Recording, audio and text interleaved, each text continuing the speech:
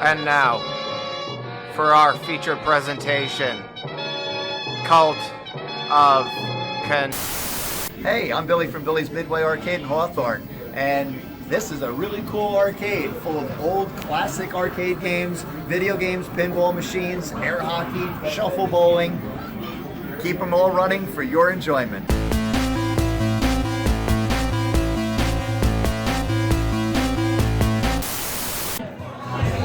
We got one band left. And then we can all go to Rutt's Hut and get some, what do they call them, thrashers? Do this for anything, oh, yo.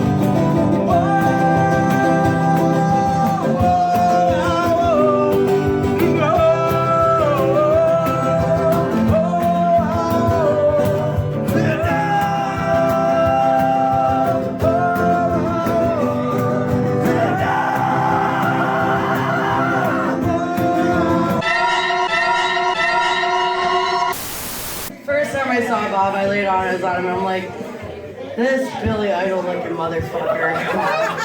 He smells like a goddamn angel. Man, I wish he was my dad. And I flat out have been so lucky and blessed, first of all, to have all you guys here. Thank you all for coming out. So I'm going to stay in contact with all you guys on Facebook. You can watch me swim with dolphins in Florida. If you get a fake spray tan, we will make fun of you.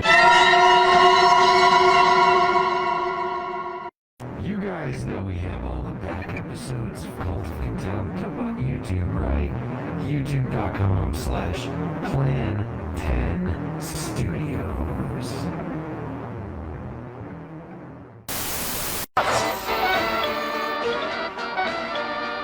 Howdy, folks. You like blood, violence, freaks of nature? Well, then come on down to Captain Spaulding's Museum of Monsters and Madmen. Yeah, see the alligator boy. Ride my famous murder ride. Most of all, don't forget to take home some of my tasty fried chicken. Ha ha! It just tastes so damn good. 1, 2, 3, 4. I've been living in the cult of contempt, 'cause I still haven't found where I fit in yet. Put your troubles away, time for cult of contempt.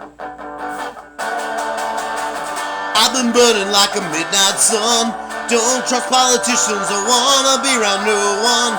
There's a place you can go called the Cult of Contempt.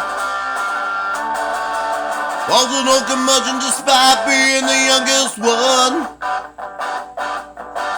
Feels a dirty pervert and wants to sleep with everyone.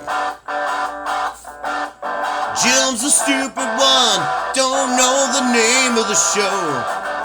Cult of Content from Cult of Content. Cult of Content! Come and join us at the Cult of Contempt if you still haven't found where you fit in yet. Our show's about to begin, it's the Cult of Contempt. Have a laugh or two at the Cult of Contempt. Another Wednesday night at the Cult of Contempt. Starting at 8:15. That softening filter that I use. Hey! What's up, guys? Welcome to the Cult of Contempt. Welcome to the Cult of Contempt. Contemptuous all day long, on social media and off. And I almost want to just take my shirt off to show the crowd how fucking ripped I am. Yeah? Just don't puke again. Oh man, you're probably ripped. I came into work and just looked around concerned and just ran past 10 people, and the lady goes, "Are you okay?" I'm like, "Or are you gonna puke?" I'm like, "I'm gonna puke." She just jumped out of my way. I fucking ran in the bathroom, threw up. I thought I busted a blood vessel in my eye because my eyes were fucking just bloodshot. It looked like I just went in there and smoked a blunt with Snoop Dogg. And I come out and like, I have to walk back past everybody. They go to my desk and they're all looking at me. They're like, "You alright?" Like, "Oh yeah, I'm great." Banner day. I can't believe you stayed at work though. Like, no, I had to because I had just use it to get it. I had so much work to do, and then I felt okay for a while, and then I ate lunch, and then by like 4 o'clock I felt like shit again. I was like miserable.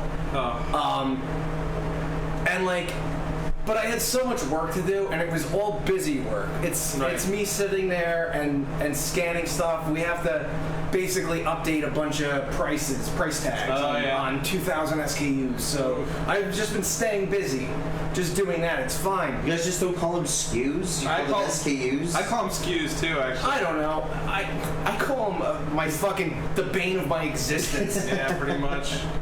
If you ever had SKU too cutesy for Mr. But yeah, I went from skew to spew today, and nice. So it was an interesting day. That's Tesla for you. I went to my doctor. I've been feeling really good, like my physical level, I used to have this mental fog, and I really thought that I was like maybe retarded or something. I felt like I was missing. Actually, you admitted that to me once at the Clash Party. I feel like I'm retarded. Yeah, I did. I felt like I was so just off the mark. I remember you saying something to that effect. And it was like affecting me like mentally, like. And I started taking Otezla, and like about a month in. What does Otezla actually do? Does it relax his muscles? No, it's not muscular. It's arthritis and it's psoriasis. My white blood cells hate me as much as I do, and just attack me.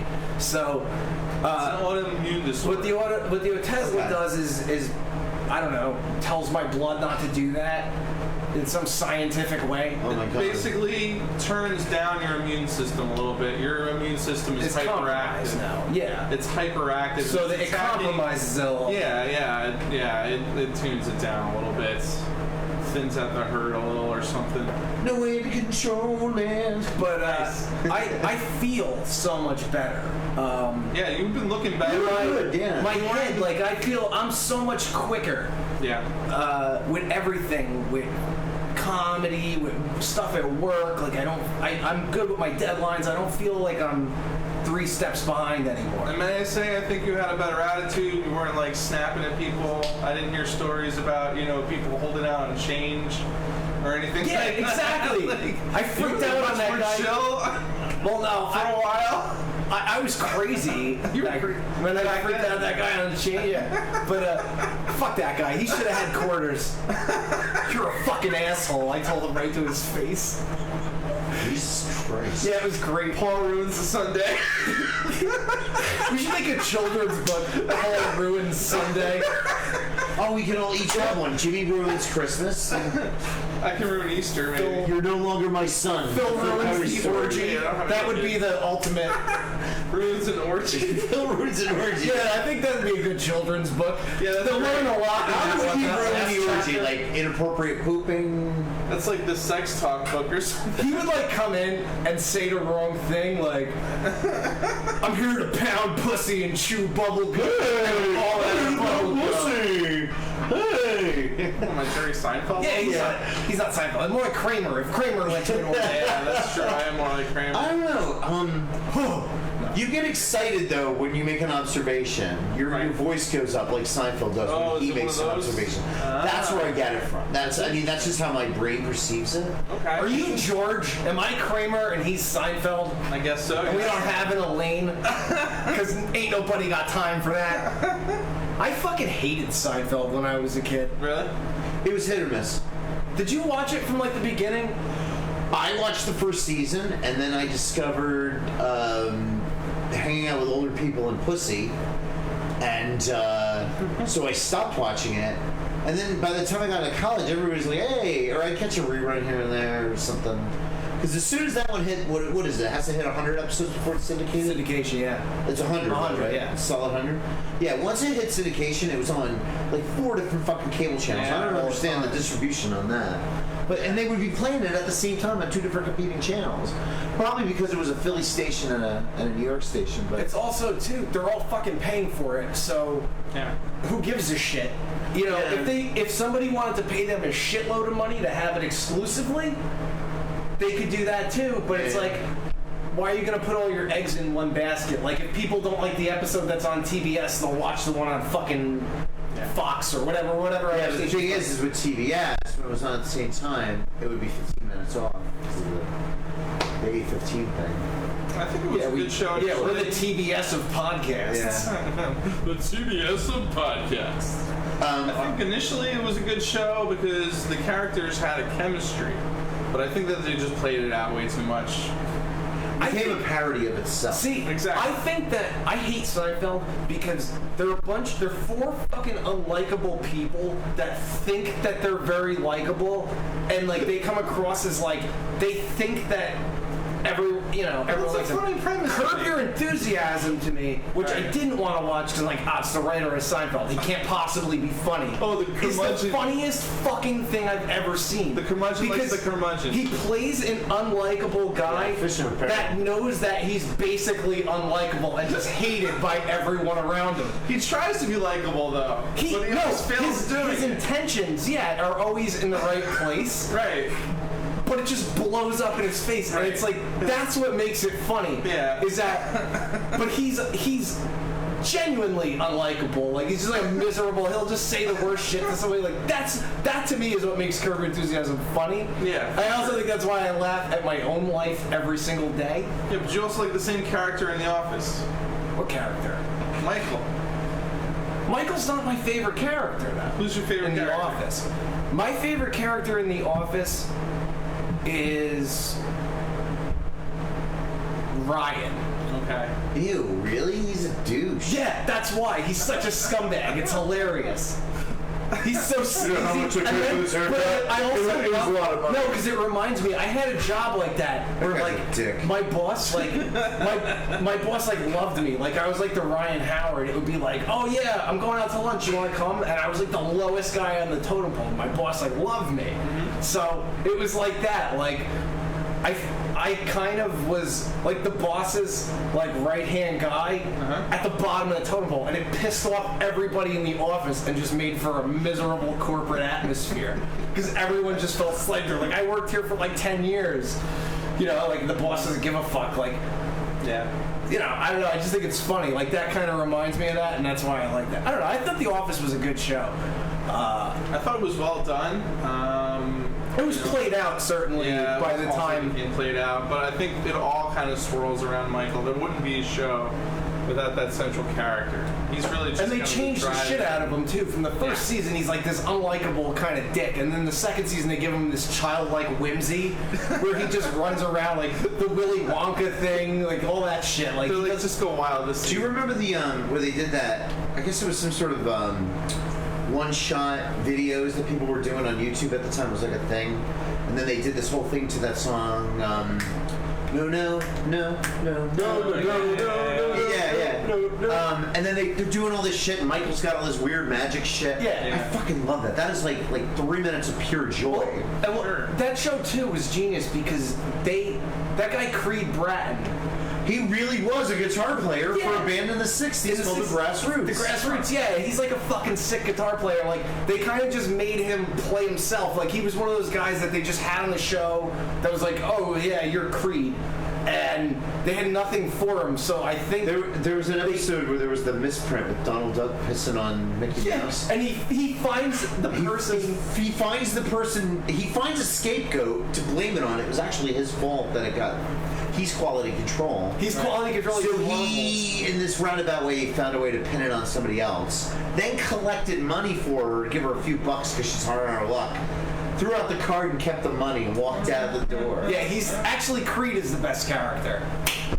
Yeah, I thought that's what you were gonna say. You know what? I forgot about him because I discriminate by age. I went for like who's the youngest, hippest character on the show? Ryan Howard. Get me Ryan Howard. Michael, he cost the company millions of dollars. I don't care. It's the fucking best. I like the warehouse guy. Daryl, yeah. That actor's great. I don't know if you've ever seen Brooklyn Nine-Nine, but he's funny in that. He's fucking great. His relationship with Peralta. He was great he's in Pineapple Express. Oh yeah, He's unbelievable. Right. Robinson, and he can sing. Yeah. Charles Robinson? That's why I always like that show too, is because it's more of a show that showcases the people in it. Like Seinfeld is like dialogue. It's not you don't ever know if like they have really good players. What if Elaine could fucking play piano? Like, can she? I don't know. Would they put it in an episode? No. You know, The Office like let the people like, oh, this guy could sing. Like, let's okay, you know, we'll have an episode where he writes a song. Like, whatever.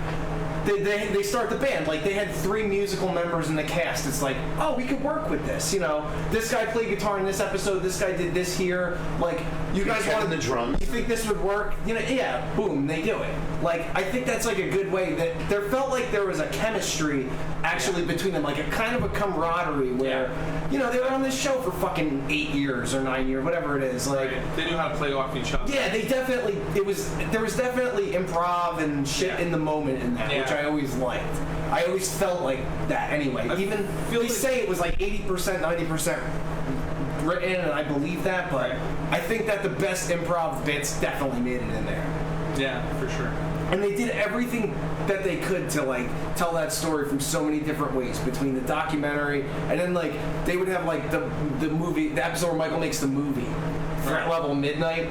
Yes. And like, but they had the episode prior to that where they all did a script reading for it, like while he's on. Like, it was just great writing. There's big holes in it. I just watched a YouTube video that kind of pointed out like, oh, well, if Jim was here and Pam started working, but then Pam said she remembers when Jim started. Like, it was a whole thing. Yeah. But who cares? It's like, it's a fun show. It's like, a comedy show.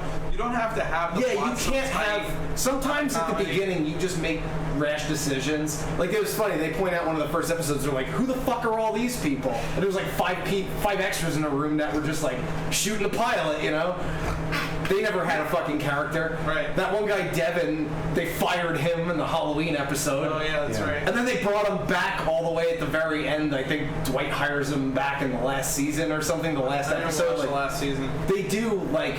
Sorry to spoil it for you. That's not a big deal. I get to it eventually. That's not even the payoff.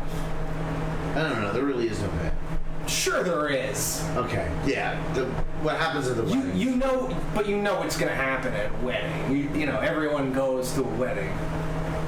You know. Yeah. You know. It's pretty obvious. It's pretty obvious. They've been building the whole every season to that. So. Yeah. I think that's one of the most creative shows on TV, although it was based off a British show, which Ricky Gervais was the boss in. And that is also worth your time if you've never seen The British Office. But I watched the first 3 episodes and couldn't get through it. Really? The British Office is like, I watch it with subtitles, so. I love Ricky Gervais's comedy. Like, yeah, me too. Even though it's hard for me. He's that awkward thing. Oh, he's such an asshole. Yeah, like, I love the one guy he goes up to. He's like a Pakistani guy, and he's like. Graham Norton and Eddie Izzard are just as funny and British as he is. He's like, oh, this guy does a great impression of so and so. Come on, do it. He's like, that's not me. Oh, it's the other one. The other what? The other Packy. Like, he's just so fucked up. Like, it's so much worse than Michael Scott. Did you ever see that movie of his where like nobody is capable of telling a lie? The whole universe is, yes, I'm on a date. It is not going very well, and the date's like sitting right there. And they can't lie and like, well, you have pancreatic cancer. You're going to die. Well, there's no anywhere else to go. This sounds like the funniest movie ever made. I think you should see it. I think it's like The Truth About Lying, I think. Oh yeah, I never watched that, but I wanted to. It's good. It's a pretty good cast too. Jason Bateman's in it. And if you've ever seen his stand-up, he's also a comedic genius. But what I like is that he sticks it to very religious people, because he's like an atheist and stuff like that, and he's very like logical in the way that he interacts with them. And I don't know if you've ever seen that online, but I don't hate Ricky Gervais. I just think he's a little overrated. I think I thought, I don't know. I wish Eddie Izzard had his career because I thought Eddie Izzard was funny. I don't really judge Ricky Gervais by any of his movie roles. That's not why I think he's funny. Okay. I think Ricky Gervais is the funniest when you put him on like the Jim Norton and Sam Roberts show. Like, they have these great discussions about what's politically correct, like what's acceptable, and the holes that Ricky Gervais just will poke in like anyone's argument about anything is fucking great to me. He's a really smart He's guy. one of the most profane but profound people that I think I've ever seen like is like shit, you know. Since Carlin, maybe. I really liked Carlin. I thought he was the best, but. And it's like really, truly, he really believes nothing is off limits. Like, there's no way to make a joke about anything. It's like, is a situation ever, you know, is somebody with cancer ever funny? No. But can you make a joke that would resonate? And like that thing, like, you know, a movie where everybody tells the truth. Sure. You have pancreatic cancer, you're gonna die. Like, that's the most insane fucking thing that anyone's ever gonna tell you. Like, straight up, you know, if they don't bullshit you. Like, is that funny just out of nowhere? No. But within the context of a movie, yeah, you could make that joke. There's a lot of fucking horrible shit that's gonna be. Who was it that said, like, rape isn't funny, but alright, Donald Duck just raped Mickey Mouse. You're not gonna laugh or something? No, it was some George Carlin, and it was George Carlin. Porky Pig raping Elmer Fudd. Oh, yeah. So why do you think they call him Porky? Oh, there was also Tosh got in trouble.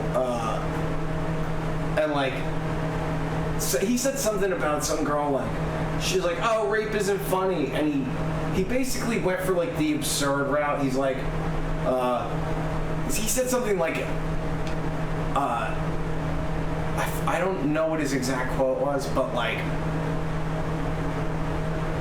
I don't know, it would be hilarious if 10 people raped you right now out of nowhere or something like that. Like, going for just, like, an absurdity. Like, obviously she's not going to get raped by 10 people right now.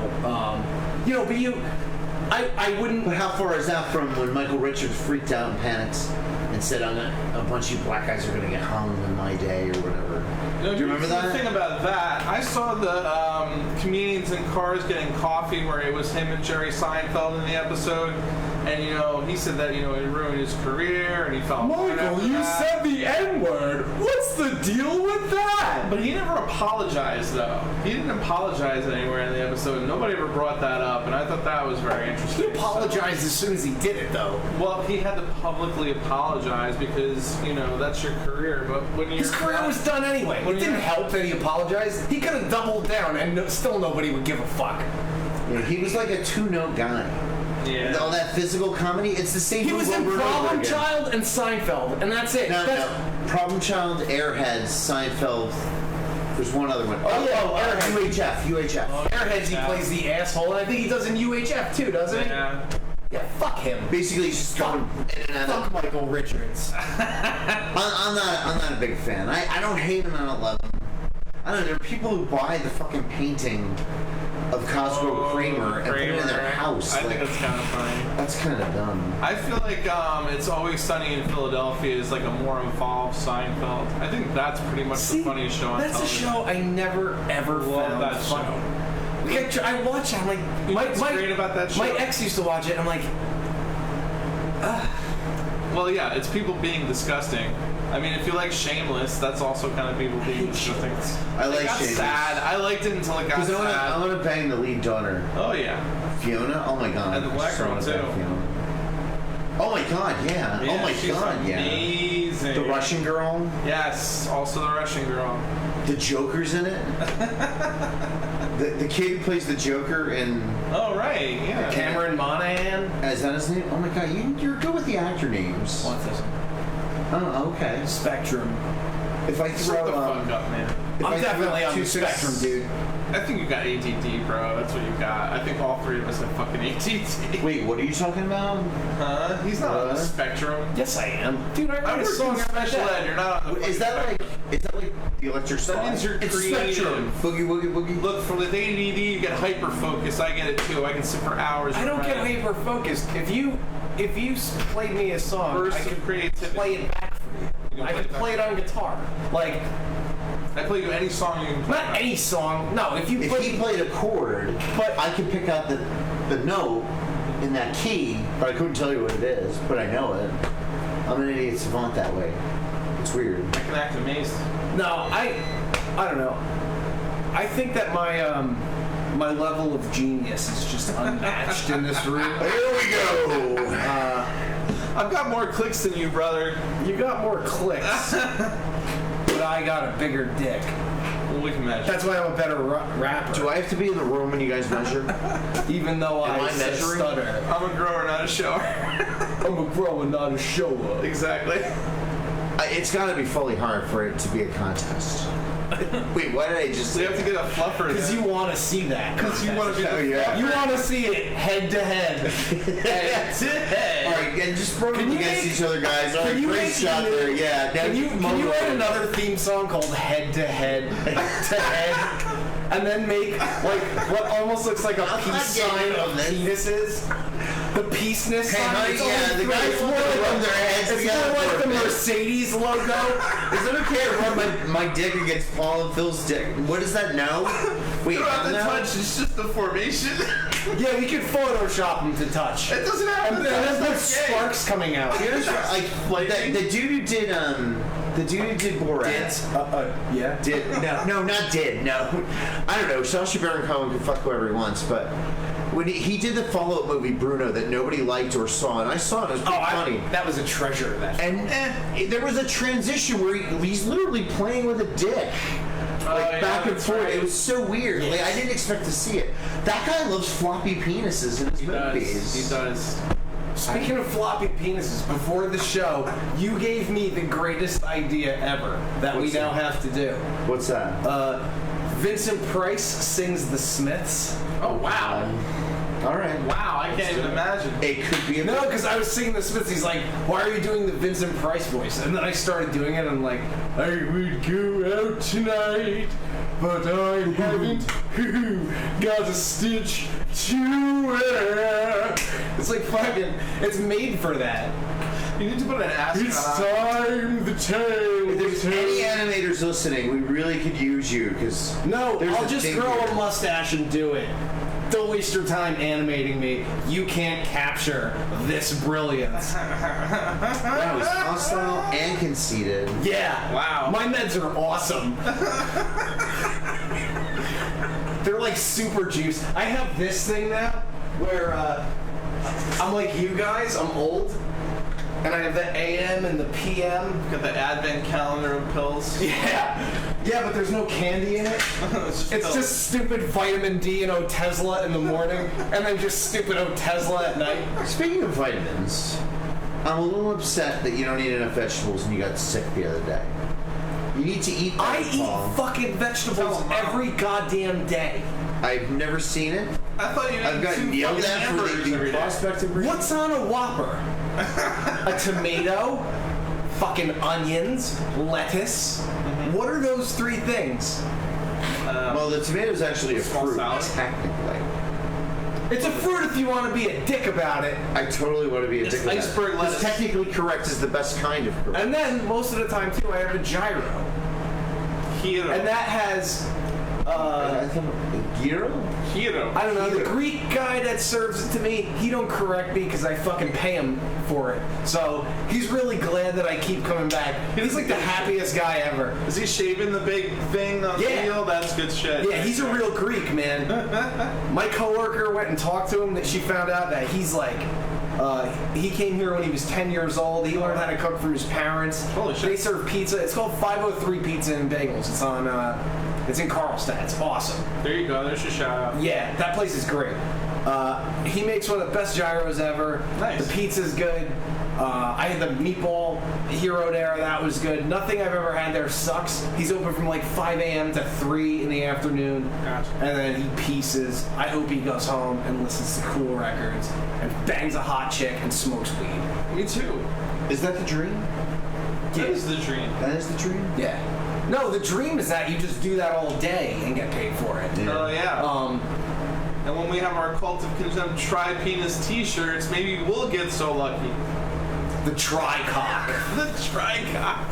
It's not the tri-force. Upper management will not allow me to partake in any sort of activity like that. We'll get you a stunt cock. Yeah. this big black cock. Ron! What's with the black cock?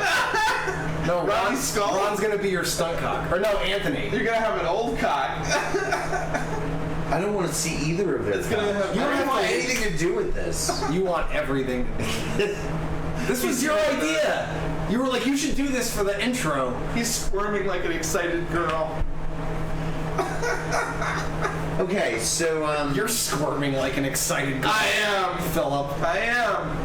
anyway, It was my birthday weekend, and I had a pretty crazy fucking weekend. You did. What happened? So I had a party. You were there. You were sick. Great party. I left you a fun drunk. video. You did leave me a great video. You left me a And I also did you watch Kiss Meets the Phantom? I did watch. I fell asleep to it a couple times. Good. I'm glad. I had no interest. Well, I make it through the credits where they're giant, huger than life in the amusement park doing rock and roll all night. Dude, honestly, usually you need to sleep. So that's the best gift I could give you. Yeah. Exactly. Yeah.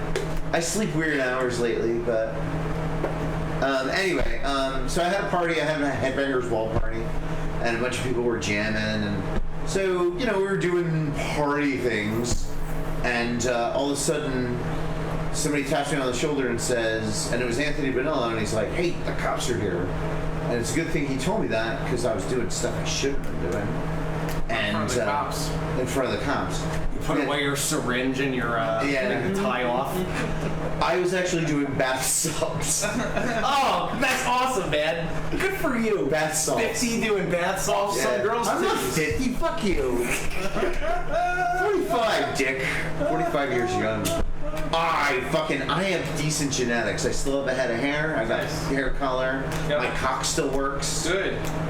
Unfortunately, ladies, I'm taken, but it still works. it still works. So Not enough for So the cops came. But it was really cool for Ann to have my back. Now I thought he knew what I was doing, and I asked him, and he didn't know what I was doing. He just saw the cops and wanted me immediately. Either way, That's hero of the week. Yeah, I haven't even gone to it. There is no asshole of the week. There's Anthony Vanilla, metal as fuck. Hot Tony or a mensch. And we salute you. so, but then it was funny. Like all these other people come out of the work. Jim, the cops are here. I was like, yes, I just talked to them, and somebody who lives to the side said that somebody was saying wildly inappropriate things. Wildly inappropriate. But here's where it's funny. I'm talking to the cop. No, I came later. They said wildly inappropriate things, and it was coming from that party, and they came to investigate. And they were very overly apologetic. Halfway through the conversation, I realized I'm old and I'm white. I don't have much to worry about. Right. As long as I just don't act crazy. I don't know, but That's the way the world works too. I don't know. I felt like I didn't need to be nervous, was what was my point. I don't want to get into the socio-geopolitical, but listen, they looked around and realized it's not a bunch of high school kids, A. Exactly. Yeah. And B, it's probably a neighbor that fucking calls the cops about stupid shit. And we said to him, I was like, when I mow the lawn, I'm always picking up Mickey bottles or running them over, God forbid, the plastic ones. And because we're right next to a bus stop. We're down the street from 3 other bus stops. Valley Road is the big hub. And make it sound like my house is so exciting. It is kind of exciting at times. It is cool to have the bus stop there, but one time the bus took off without us, and we missed this great band called the Wogglers. I like to narrate your house like Robin Lynch. Come to the jam room. Anyway, so the cops came, and then Terry comes running up. Hey fellas, how's it going? I'm a civil servant too, because Terry works for the government. He works for the lawyers who deal with the cops, so he deals. Did he with really do that sexy pose I'm a civil servant? I'm a civil servant too. And then as I got talking to him, I was like, hey, do you guys know Ed? Because I knew this guy Ed, and they're like, yeah, he's our sergeant. And I'm like, okay. If I was really doing something bad, there's nothing I could do for me. But mentioning it to give myself a little credibility is not a bad thing. Just at least say, look, you can check with them. Because all they got to do is say, hey, Sarge, is this guy okay? I don't know. Ed might say I'm a dick, but we don't agree politically. He's a dick, but don't arrest him. He's fine. I mean, he's one of these cops that's like, oh, these kids with these gun protests, it's a waste of effing time. That kind of thing. But I don't know. But anyway, so it was cool. That they gave us the benefit of the doubt, because I'm still in my head, I see the cops at a party, I'm 16, I'm gonna run. Yeah. From your own house. From my own house. Who lives here? And then my wife came out, and and I was like, we're just shooting the crap, and not me. I'm so they left, but a lot of people panicked when they saw me, and then they were doing their own problem. But you handled it like a pro, Jim. I think I did, yeah. And Terry was there, so that was cool. Got trashed, woke up the next day, went to the thrift store. I found these DC Direct figures of Poison Ivy and Huntress. Nice. They are probably worth about $25-$30. I paid $4 and $5 because I had a 50% off coupon. Nice. I went on the right day. What would happen was, it was Hawthorne Day, so nobody was in the thrift store. So I got first dibs on all this shit. Cool. I haven't turned anything around yet to get the exact numbers, but it should be good. It's a good day. It's a great fucking day. And then it wasn't even over. And then I went to Hawthorne Day, saw a couple bands. Andy, I was Aviarso, is in this band called Soul Runner. He's the guy that does all the guitar licks that I use for the open and the transitions and the stuff. Cool. So I went to go check them out. And he's got a pretty good voice. He's a great player. And it's just, they're old dudes, so they like, Skinner. But what's funny about that was they played a Skinner song, and I liked it. I don't like Skinner. I just like a 1-4-5. I like Skinner. I just like that chord progression. So anybody could play it. Morrissey could fucking play it, and I would probably like it. Wouldn't like it. If Morrissey did a 1-4-5, You'd be singing on it. It wouldn't be good. Anyway, so then and then flash forward to the night, the Clash Bar, which you were there. You weren't there. Yeah, we're never in the same place at the same time, except on Wednesday. I noticed that. Yeah, for why you two were at that party, I'm not there. It's like the president. And we never take a picture of the three of us when we aren't there. If two of us get assassinated, the other one has to be there. A designated survivor? Yeah. That's the leader. I've thought about this. If you drop dead, there's no way we can continue the show out here. There's no way. I don't know how to use this You shit. better learn how, because I decided that when I drop dead, I'm going to visit the multiverse to watch the version of Clockwork Orange where Mick Jagger and the Rolling Stones are in it. Nice. Oh boy. Yeah, they're the Droogs. Nice. Oh, that was supposed to happen. Could you imagine the campiness of that? Yeah, it wouldn't have been as good, actually. That's the universe where Tim Curry wins like Academy Awards for stuff. I like Tim Curry, though. And Rocky Horror, David Bowie's in it. Nice. It's a weird universe. I like that. Congo ruined Tim Curry's career. It was Congo. It wasn't Congo. Congo ruined Tim Curry, the worst witch probably ruined his career, where he plays a character called the Grand Wizard. He's the Grand Wizard. Nobody realized that that's not a good thing to call somebody. You couldn't have called him the Greatest Wizard or something else. The Grand Wizard? Really? Well, you're the one who said their robes go up real quick. We can get them on fire. Red Dead Redemption 2. I came across a Ku Klux Klan meeting. So I snuck up on them. I had a nice fire bottle. They don't call it Molotov cocktails back then because it wasn't a Russian thing. It was a fire bottle. Some moonshine, a bottle. I tossed it at the Klan. They all just went up like Christmas trees. Just all died. It was great. The most fulfilling feeling.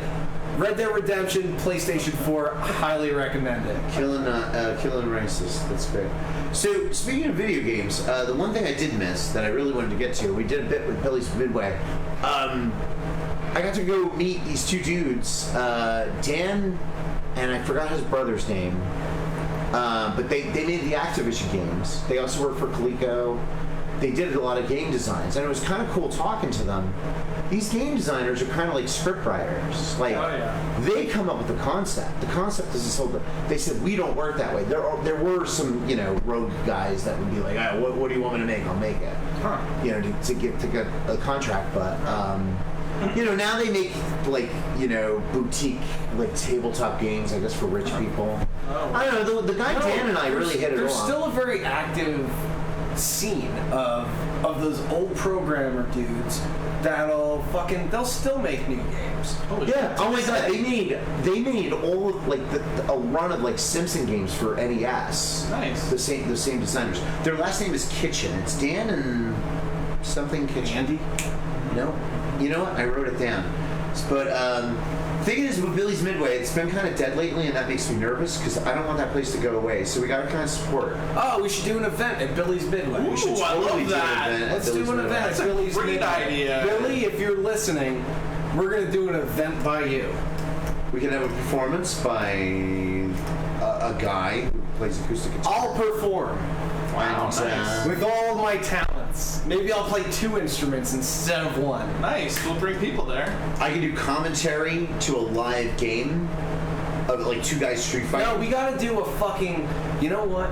I really want to wipe the floor with somebody that I am very close with in Primal Rage. Nice. I want to be able to fucking just, you know, bang the fucking buttons and just be a giant gorilla and just punch a raptor. I turned around some Primal Rage figures. They're crazy looking. We should set up an event there. We should set up like a tournament. I like it. For something like that. Like he has a tabletop track and field, an original. Yeah. Which would be good because you can get 4 people at once. I don't know. It's not the coolest of games. Who's in? Right, I'm in. If you're gonna come to Billy's when we have our event. Nice. Allie's pretty good at Frogger, so we can take challengers for her, and if you win, you can get a prize or something like that. We can do out and bouts there too and get people on the podcast. No, fuck them. I don't want some plebes on the podcast. Some slob plebes. Fuck them. No, I'm just kidding. So, but here's the funny part. So, Allie went to meet with her friend Kathy. And, alright, so objectively speaking, Allie and Kathy are 2 attractive ladies. So they went to meet up. She dropped me off at Billy's. And then, so I look up and Kathy and I'm in a room with a bunch of nerds and 2 old designers.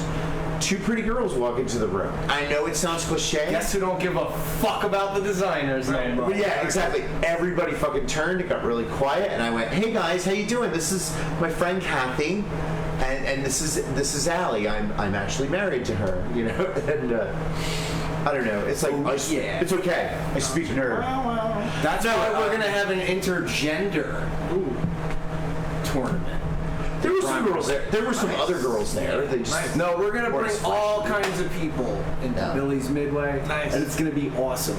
Billy, we're coming for you, and we're gonna make more people come there. We're coming. Just some quick highlights. They got 2 badass pinball machines to just look at. The Spider-Man and the Elton John machine are just gorgeous pieces of art. They got a Twilight Zone machine that is effing fun to play. It's like one of those interactive games like Addams Family or Mars Attacks or Medieval Madness. It's kind of like that, interacting. Stick the ball in the hole and you have to do certain tasks to get multi-ball. Once you get multi-ball and you start running around the thing, you get all these crazy points. Before you know it, the machine blows up and you get an extra game, even though you're paying for the hour anyway. But it's kind of a rite of passage. And there's a fantastic game on the end. It's pinball combined with bowling.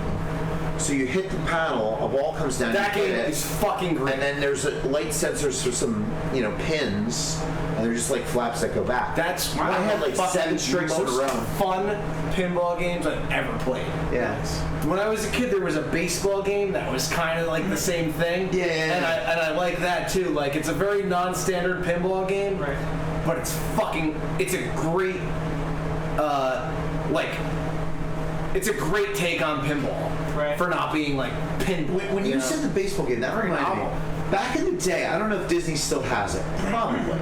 But there was Main Street USA and Disney, and they had what they called a penny arcade. Oh, yeah. And there were some vintage machines in there where it was just just tin and very clunky, compact, where you could play baseball and you hit a baseball, and if it hits a certain target, you get points. That's like turn of the last century. Yeah. There used to be the game down the shore that's a car that is you see its shadow on a track. Yeah. That I don't think there's a way to lose that game. It's just you just get to move this car left and right. You pay 25 cents. I don't think there's a score. I don't think there's anything. It's just I'm driving now. Oh, a horseless carriage. Let's try it out, Archibald. Speaking of, all right, one last clunky machine.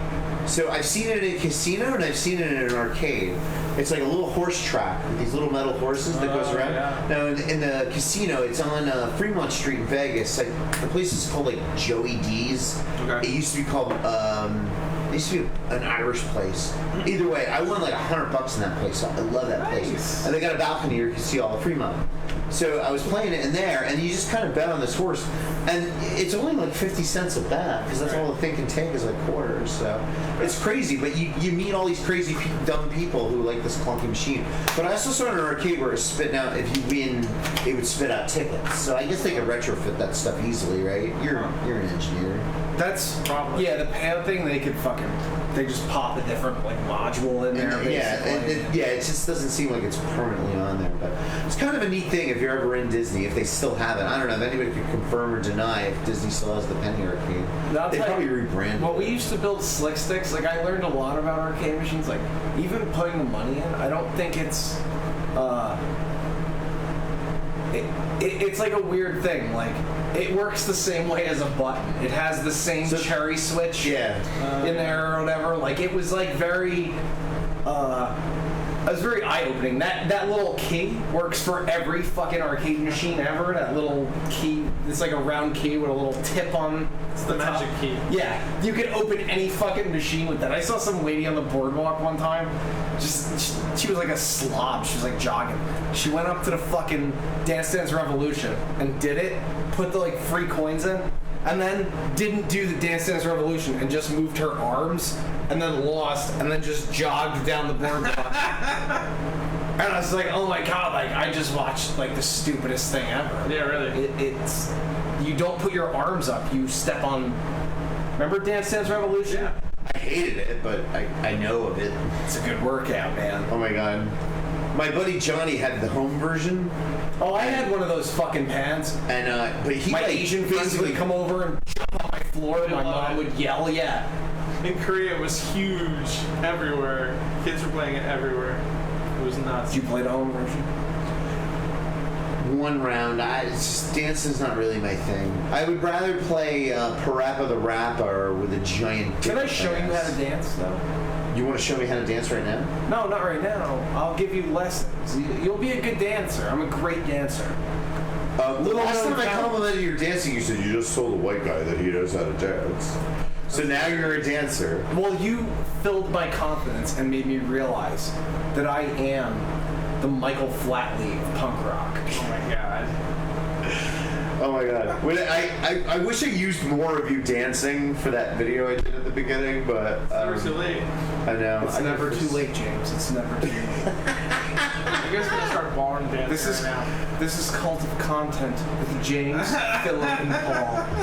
Hello everyone, we're going to learn about Strasbourg and St. Quibbins. What do you have in your snifter, James? Why, I have brandy, of course.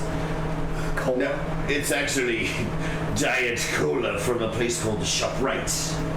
Alright, well, while we're on virtue, what's all this about virtual signaling then? Oh, I love on today. I love that. Did you see that video of that kid yelling at us like children of the corn? Greta, what's her name? The Swedish 16. Oh, is that the girl that everybody's popping up in everybody's memes? Yeah. She looks angry. She's like She yelling just reminds me of a Nazi propaganda video. Do we have the video? With her blonde hair, with her blonde hair and her blue eyes. So she was yelling at us because if we eat meat, then...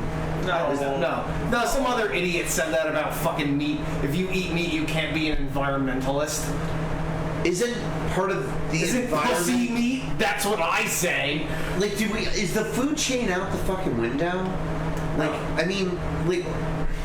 If I hate it when humanity... Because I had fucking environmental science class where the professor was a fucking douche. She put her own book as one of the textbooks. That's what my fucking racism and sexism in the U.S. professor did. And that motherfucker knew every fucking page.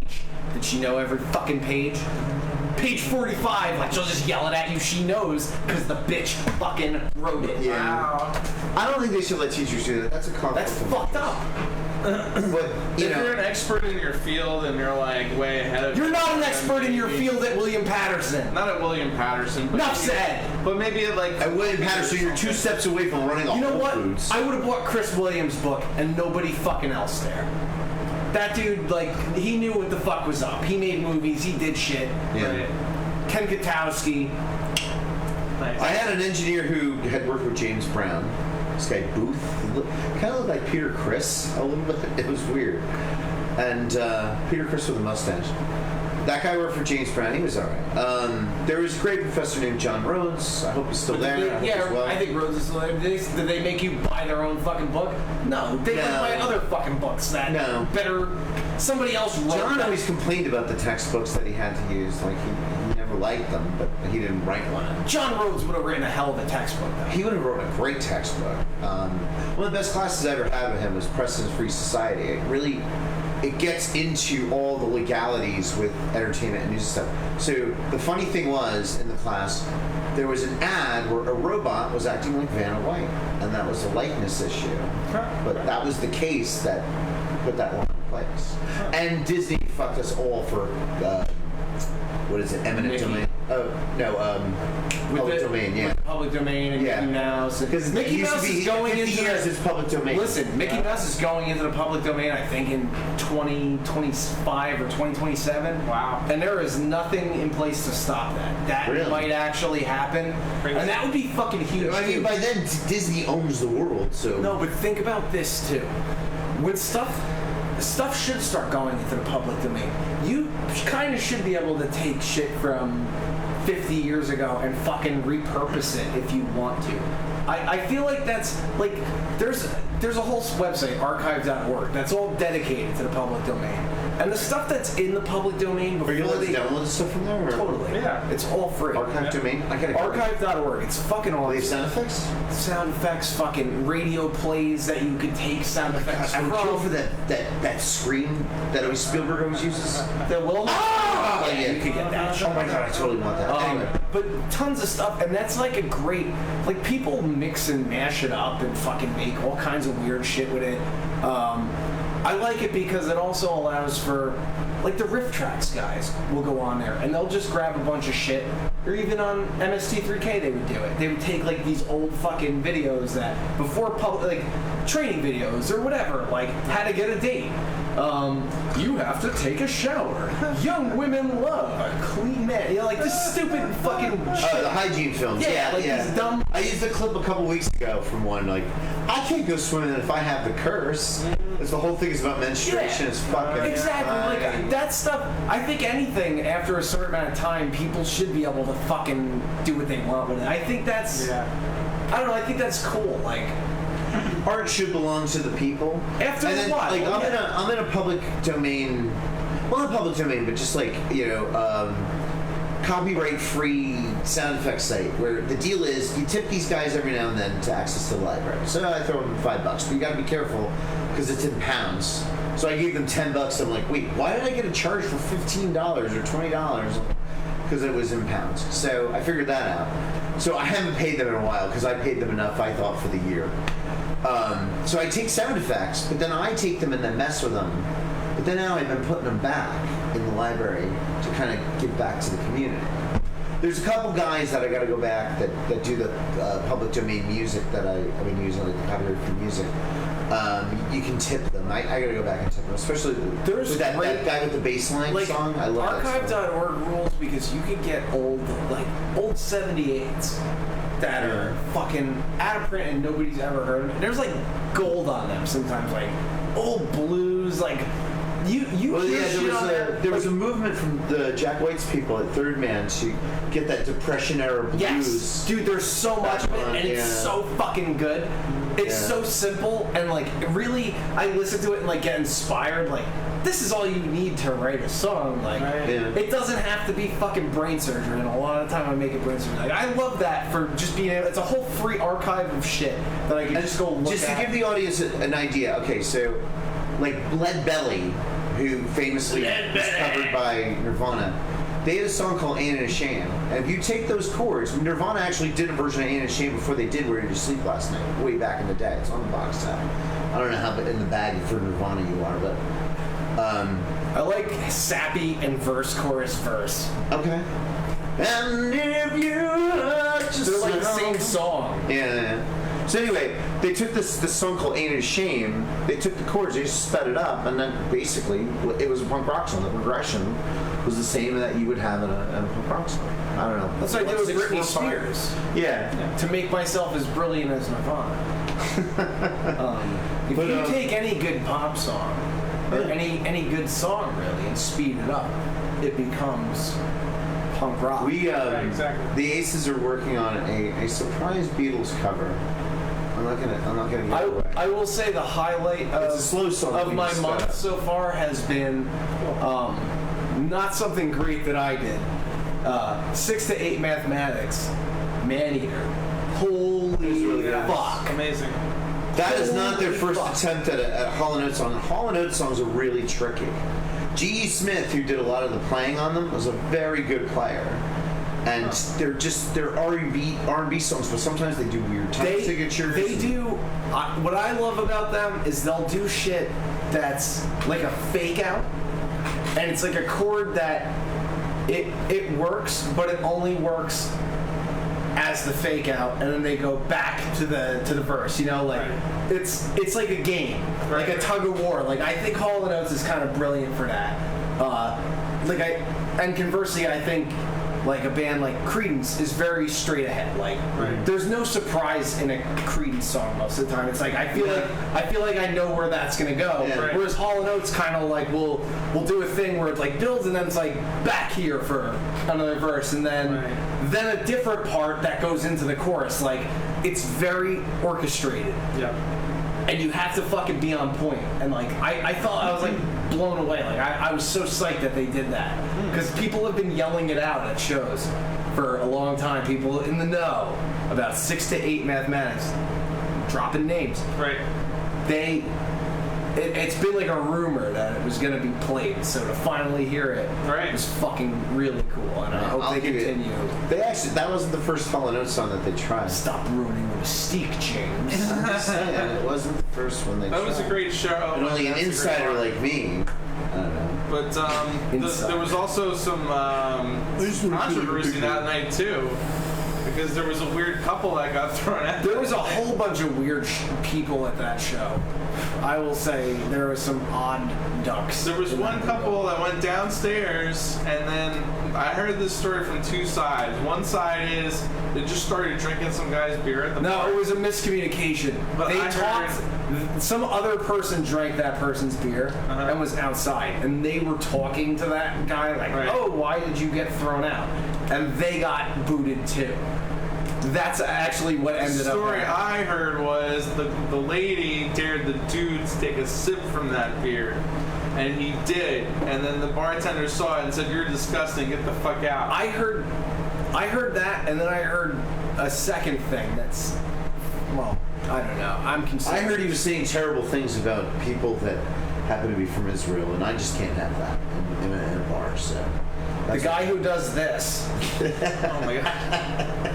Hi, everybody. Are you like Batman? Do you have like a weakness on all our files? Like, are you 10 steps ahead of me? Yeah, I'm ready to take down the whole Injustice League here. Yeah. No, this is Tower the Just Battle, Us which became League. Just Us League, yeah. That's what we should change the name of the show to. The Just Us League. I'll get the new domain name. Let's keep it called. We'll reboot again. Did you watch Child's Play? I did. Did you guys dig it? Did you watch it? You didn't watch it? You had it first. Screw him. I gotta talk about this. Alright, it dealt with a lot of the same issues that other AI movies dealt with. Particularly recently, there was a movie called Chappie, which dealt with the same things. Like, alright, so if this computer is intelligent enough to learn, and it's refurbished, and it's not working that well to begin with, you know, but what made me laugh was they went from mysticism to a disgruntled employee. But I love that as the reason. I think this is the age for that though. Like if you're gonna remake a movie like that, like you gotta watch it. What I didn't understand is the guy who changed the program on the doll, did he get murdered or he kill himself? No, he changed the program on the doll and took all the fucking safety measures. Right, I saw that. Somebody died. And then he kills himself because he did kill himself. He knows what's gonna happen, that guy. When this thing just gets out there with no safety precautions. What I don't understand is why they have these people programming a chip where they can just turn it off. I would just think, yeah, you just flash the ROM to it and it's good to go. You know, you test it and then pop it in. But for the sake of a plot, okay. The guy, it's funny too, he's like a Vietnamese factory and the guy gets like slapped in the face by his boss, like mocked. But you don't even know what they're saying. They're just speaking Vietnamese at each other. But you know what he's saying to him, like, come on, work faster, you asshole, whatever. Fucking bitch slaps him. Without getting too much into story so we don't ruin it for Phil, but Hamill brought the goods. Yeah. cool. And it wasn't even what you were expecting out of him. I was expecting a gravelly voice. He just did the creepy thing really good. And I will say the Buddy this, song is just so freaking haunting. And the credits, they play the whole thing. And actually sing it. It's the weirdest thing. It's definitely him. And there's moments in this movie where you actually feel sorry for Chucky, which you never did in the original. No, the original is established right at the beginning. He's a murderer. Right, he's an asshole. And this one, I'm not going to spoil it for you, but he's basically like... It reminded me a lot of It reminded me of Short Circuit, where... But if somebody got Johnny Five that wasn't Ali Sheedy, and it was like... Harvey Keitel, right? You know, nice. Or Christopher Walken, like, yeah, you should murder these people. But that's exactly what happened to Chappie. This intelligent robot gets raised by these like street thugs. And becomes, like, a and like they gangster. show him, it's fucking great. They show him Texas Chainsaw Massacre.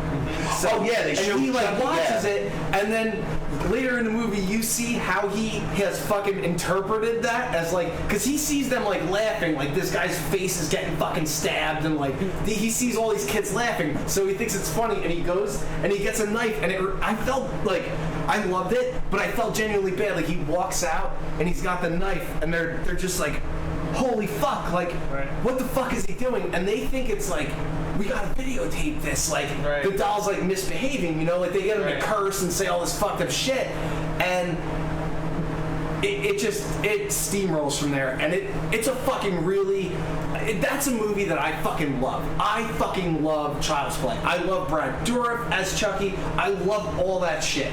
That old fucking OG movie is one of my favorite movies ever. And if you asked me when the Dawn of the Dead remake came out, like, oh, would you want to see a remake of Child's Play? No, absolutely not. You did not like Dawn of the Dead. I thought it was brilliant. I fucking hated the Dawn of the Dead remake. I thought it was brilliant. Another Ving Rhames movie.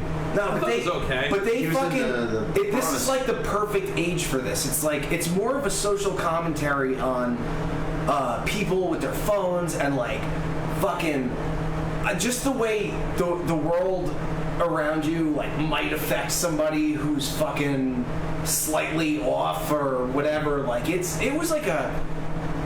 was a lot more of a social commentary, really, than I thought. It covers kind of mental illness for a second. Yeah, totally. And then fear of missing out. Right. Like Chucky sees Andy playing with somebody else. Somebody else is referred to as a best friend, and he is suddenly threatened. Somebody who's mentally ill could do the same kind of thing. For sure. Same kind of stuff, not understanding, like, oh, that cat's a dick. It's making you unhappy. I'm going to murder it for you. I did this for you. I mean, wasn't there an old movie, like Mockingbird or To Kill Mice and Men or something, where, like, there's this guy, George, and he... Of Mice and Men. Of Mice and Men, thank you. That's what I'm talking George about. accidentally Talk to the bearded scholar here. George accidentally kills all the rabbits because he doesn't know his own strength. Right, and he's like, I will name you George, and that's where the whole Warner Brothers bit came Well, from. yeah, and then later on, he accidentally does the same thing to, like, the daughter of the people they're working for. Oof. And then, somebody has to put him down. At the end of the book, yeah, his best friend is putting What is he like? down. Look at the flowers, It's right? kind of like, yeah, look at the trees, George. Don't they look beautiful? You know. So it's just I'm like, glad you spoiled that. I was never going to read it myself. I got out of reading it in high school somehow by pretending to read Heart of Darkness, which I also didn't read. But the big point is it was an intelligent movie. I mean, it really was thought-provoking on many levels. Did you ever see Apocalypse Now? It's basically Yeah. That's how I faked my way through fucking Heart of Darkness. Same thing. It was kind of Cliff Notes and Apocalypse Now and Brando. Yeah. There's something else I wanted to say about that. But I think about the Chucky movie, the thing is it's a reimagining. It's not like the same Spider-Man movie over again. You know what I mean? There's something different here. It's totally different, and it's like different. people are gonna hate that because it's, oh, he's not a serial killer. It's like, but he did something new. But he was already a serial killer. Yeah, like The Fly. I think The Fly or The Thing. That's like the perfect analog to this of like. You know, The Thing from the 1950s, yeah, that's a cool 1950s movie. What, like, It is what it is. Yeah. The thing from the fucking 1980s is amazing. For sure. It's Oh like my god! Well, the performances are great. One of the greatest suspense themes ever when they were all testing each other. Oh, yeah. Who has the virus? Yeah, like they never would have done something like they couldn't have done that in the 1950s. The 1950s movies were like a product of their time. Right. You never would have saw a movie like fucking Alien. But the guy who did the practical effects for those monsters and all that, I mean, that Stan was Winston, rubber. I think, did it. Oh my god, that is some of the scariest, creepiest. He does computer stuff now, but he was a practical guy. Dude, I'll tell you, Back in the day. I know somebody that worked on the Thing's prequel or sequel from 2011. They fucking designed all practical effects for that movie. And it ended up just like, nah, you know what, we're just gonna use CG. It's easier. Get out. And fucking ruined it. That movie would have been awesome if it could have been beat for beat fucking the original movie. Holy shit. As long as they did the practical effects and the light actually reacts with the fucking things that are in real life, rubber, whatever, it would have been great. You know who still uses practical effects is The Walking Dead did. Oh yeah. Yeah. Like when Rick bites a guy's jugular in an I like episode. my zombies slow in a movie, not a show. Right, but I'm just saying they told Cheap Lincoln one. you can have a cooked chicken, or you can have raw chicken. But the raw chicken will look more real. And Lincoln's like, give me the raw chicken. Yeah. And but you don't see that anymore. Though. And they would use a lot of like robots for some of the zombies doing simple mutilate or the heads. See, all right, you like the Dawn of the Dead remake? I do. I like the Dawn of the Dead original movie. Like to me, that's a It's fucking. free, but it's just an allegory about racism in the No, end. it's not. It's a fucking. They shot the guy because he was black, not because he was a Oh, zombie. well, the ending, yeah, but no, And the most of the ending movies gets take place in the away. basement. Night of the Living Dead is the one where they shoot the guy. Dawn of the Dead is different. Dawn of the Dead, he Oh, gets the one away. at the mall. The mall, yeah. Well, with the bikers and the bikers. yeah, what's his name? The Sex Machine is in it. Yeah. Oh yeah. Okay. And he did all the special effects in it too. But I think, like, I went into the Dawn of the Dead remake expecting it to be a modern version of that. Which, boy, was it not. But it wasn't because it's a great cast, though. It is a great cast. And you have Tim guys, Roth, you have Vin Ty Rames. Burrell in it. Tim Roth? I don't think he's in that. Wasn't that Tim Roth as the lead guy? I don't think so. And the nice dad from Modern Family. Yeah, that's what I love. That's Ty your- Burrell making out with the chick. He was great in that. That's my favorite part of the movie. Oh my god. But yeah, It's so good. But fucking, I'll tell you, like I like the original Dawn of the Dead for it's 4 people the whole movie, and until the bikers come. But really, it's 4 people, and it's a character study between them. One of them knocked up the other one, and he wasn't supposed to. She's with somebody else. The other one's a soldier, and 2 of the guys are soldiers. But there's great bits in that movie where, like, they're all fucking loading this helicopter up, this news helicopter, and they're gonna leave, and then they find the mall eventually. And they see these other dudes loading up this boat, and they're like, oh, we're going to this island. And the guy on the boat goes, hey, does one of you guys have a cigarette? And they're like, no, we don't have any. And they get up in the sky, and they fucking all light up. I fucking love that because it's like, fuck, like they realize the levity of the situation that they're in. Like, that might be their last 8 cigarettes that they fucking ever have. Right. They're not gonna just give it to some dude fucking, loading a boat. Like, I love that. As a kid, I watched that movie and I'm like, this is fucking, it's such a slow burn.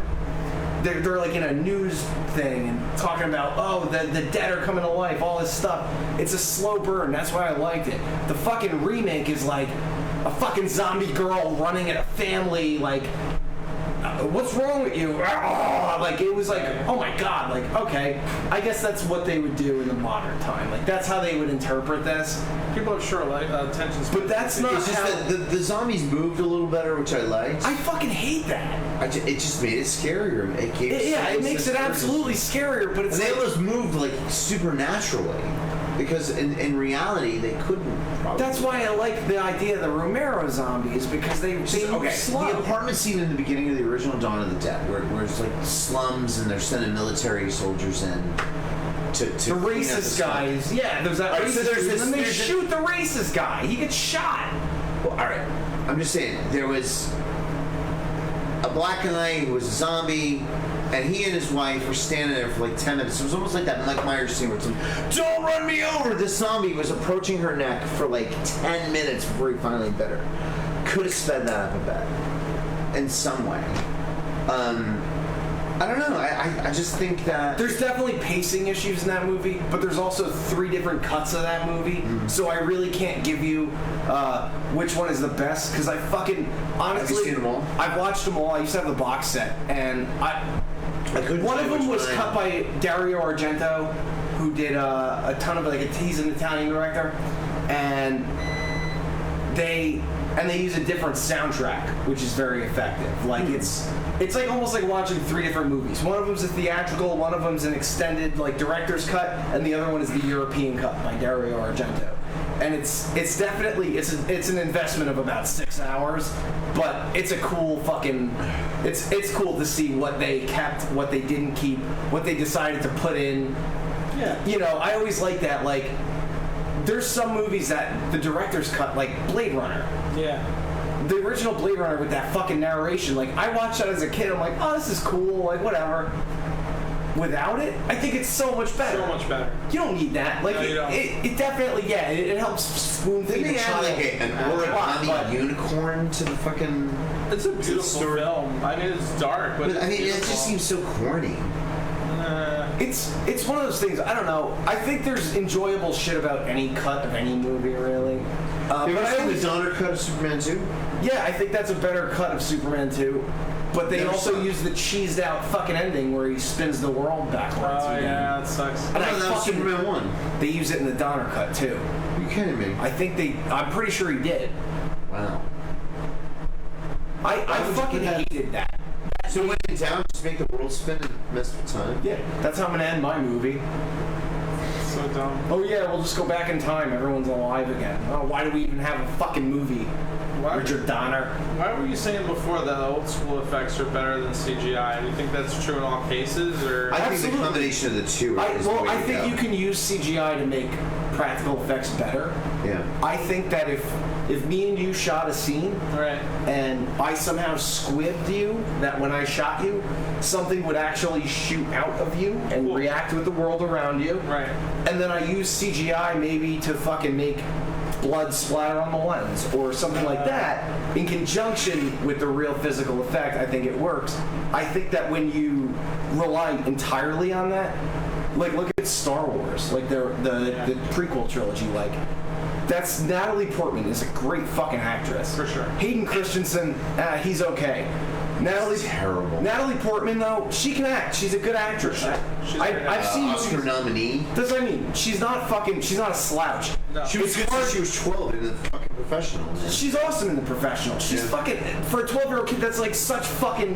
Technically, it has a different title, but it's... Leon. Yeah. Leon. But, It's a great movie. But Star Wars, she looks like a deer in headlights because it's a fucking green screen behind her. Oh god, you Attack of the Clones with the damn... You have to have some kind of physical... Actors need a physical thing to fucking react to. When Spielberg did Jurassic Park, it was relying heavy on the effects, which conveniently was his buddy George's company that made those dinosaurs. But that's another story for another time. Anyway, he would literally take like a cutout of a dinosaur and chase the actors around and give them something. But he also built a fucking life-size Tyrannosaurus Rex leg to step in the fucking mud. Yeah. So it's like, the actors, they need to react to something. I didn't say it needs to be the actual thing, but they know, okay, a T-Rex is going to be chasing me. So chase him with a fucking T-Rex, even if it's a T-Rex on a fucking broomstick. Right. It's something for them to go, rather than nothing. It's like, oh yeah, there's troopers over there attacking you, but it's just a green screen of nothing. Like, right. I tell you, there's a lot of great memorable scenes in Jurassic Park, but the thing that always sticks with me is when the T-Rex is chasing the Jeep and objects in the mirror may seem closer. Yeah. That was fucking objectively frightening. Yeah. That was really like, okay, this thing is frighteningly close as it is. It's actually closer. That and Ace Ventura made the same joke. Oh. Warning, assholes in mirror may be closer than they appear. The guy smacks off his mirror with a bat. Did you see that? I think we posted the Jurassic Park where they have Pee Wee Herman chasing them instead of the. Oh yeah. That was classic. Oh my god, you guys post so much I can't keep up. But well, we should probably name our asshole or hero of the week. You already named your hero. My hero of the week once again is Anthony Bonello for having my back. Yeah. Bonello. Yeah. And then my asshole of the week is Is it me for sassing you about the intro? No. Oh my god. You just we just gotta work on our communication, man. I gotta work on my communication with everybody. We're communication majors. What does that say? What does that say? Thank you, William Patterson. Anyway, my asshole of the week is it's fucking Hannity again, because they're selling all this shit. The president committed a felony and admitted it. And they're saying, oh, don't look at that. Look at this. Yeah. There was no quid pro quo. No. Who cares about the quid pro quo? Wait a minute. What's this thing about Biden, though, with this prosecutor where it's like, you change the prosecutor, you're not getting $1 billion. That was a joke in a dinner party. Well, now they're probably going to look into it. Biden probably is going to jail. But Biden is fucked. But I mean, ostensibly. You can't say it. If you're going to take down someone, they don't have any proof. I guarantee you, he is not going to make it through his first term. This is it. No, it's not. He is done. I will bet money that he will get reelected. I'm not going to vote for him, but I am betting. I bet you $10 for an hour at Billy's Midway that Trump will get impeached before he is reelected. I don't think he's going to be impeached, and I don't think he's going to be reelected.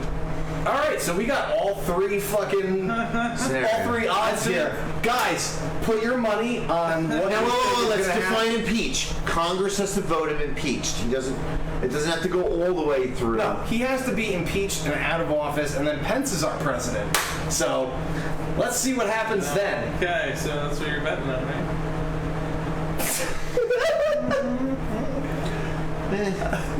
It was nice having sex every once in a while, and that's going to be banned.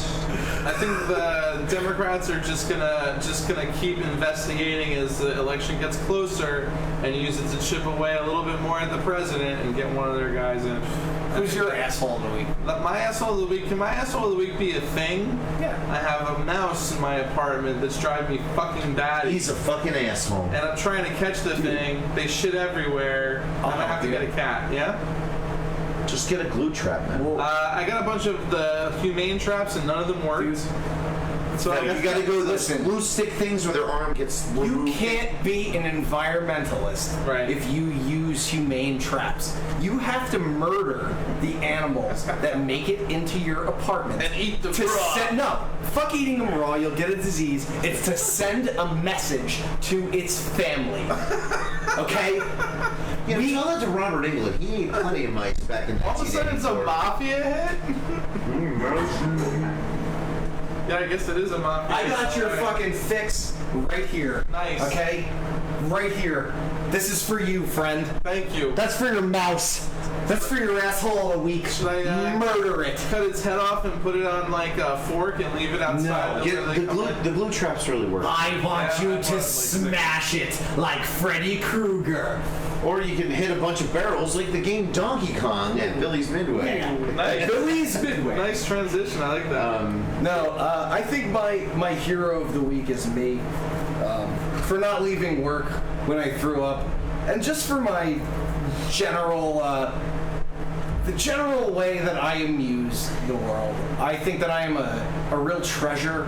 Like sometimes I don't love myself inside. Like I'm a very depressed fucking guy. Right. But like my show, and it wasn't even a good show for me, the show this weekend, like my voice was shot, I was sick, I didn't feel good. That whole crowd was so drunk they didn't care. And that was and you know what? crowd. Everybody came up and hugged me and like fucking told me that they had a really good time. Like fucking Bob noticed I played one of my songs in a minor instead of a major. He's like, you switched shit up tonight. Like you know, it's like nice to fucking be appreciated. Right. He listens more than people realize. Oh, I realize Bob listens. Bob wouldn't fucking deal with me if he didn't like listening to me sing. I know that for Same a with fact. Ali and I. He liked us. If Bob hated my fucking personality, but I amused him for the 30 minutes I think I'm on his stage, I think he would have me there. Man. I think he's also amused by me. Like, I am totally convinced he fucking hates me, but no, he loves us. Yeah? He loves us all. He's just super chill, man. Yeah. I don't know. I like Bob. Every now and then I'll ask him a question and I'll get all excited. And I feel like I just annoyed him. Now. Yeah. But no. Friday was tits, man. It was good times. That was Friday night, huh? Friday Yeah, night. that was no, it was Saturday. Saturday. Your party was Friday, so I thought Saturday night. Yeah. I met some cool people, and then I ran into a girl that I'd met in a different band. What's her name? From Minor King, the drummer. I saw Dylan, and I said, Dylan, you son of a bitch! And then I said, I'm sorry, I always call your the mom other that. Dylan showed up. Jimmy Dillon, who disappeared for years. He was in a band that got broken up by a gay love affair. Wow. And on that note, we're out of here. Tune in next week. I'll tell you all about the gay love affair. The gay love affair. Love you guys. And one of the gay lovers was a coworker of mine. We hope you enjoyed our presentation of Cult of Contempt podcast. If you have any questions or comments, or want to hear your band on the show, just write us at cultofcontemptpodcast@gmail.com. If you'd like to see back episodes of the show, youtube.com/Plan10 Studios, cultofcontempt.org, or right here on Facebook, Cult of Contempt Network. Even check us out on Instagram at Cult of Contempt Podcast. You want to reach Paul? It's at Paul Mauld on Twitter and Instagram, and Paul of the Living Dead on Facebook.com. Phil Perry, the writer, on Instagram, and his Facebook fan page at Phil Perry, the writer. I'm Jim Cook at Jim Cook on Facebook, or Jim Cook Voice Actor on Facebook. You want to get a hold of me directly, jcookvoice@yahoo.com. On behalf of Paul and Phil, I want to thank you for listening. We'll see you next week at 8:15. I'm Jim Cook. Transmission out. Stand by for contact.